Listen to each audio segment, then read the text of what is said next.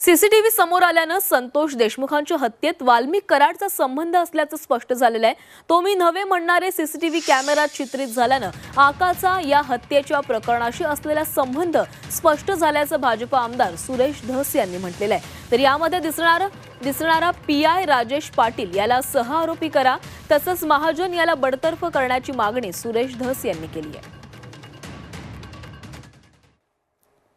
तो मी नव्हेच अमक टमक, तो मी नव्हेच एक पात्री होता ना, तसं तो मी नव्हेच म्हणणारच, पण तो मी नव्हेच तर हा मी आहेच हे तुम्हाला दिसलं ना आता। त्याच्यामुळं त्याच्यामध्ये कसल्याही प्रकारची गुंजाईश नाही। मी जे म्हणलो होतो त्याला पुष्टी मिळालेली आहे आणि हे सगळेच्या सगळे आरोपी आता फिक्स ठरलेले आहेत। अजूनसुद्धा बरेच आरोपी आहेत, हे सोटमुळं सापडलेले आहेत, आगंतुक मुळं अजून राहिलेले आहेत। त्या आगंतुक मुळांचा सुद्धा बंदोबस्त व्हावा अशा प्रकारची माझी विनंती। पीआय पाटीलला सहआरोपी केलं पाहिजे या प्रकारामधला।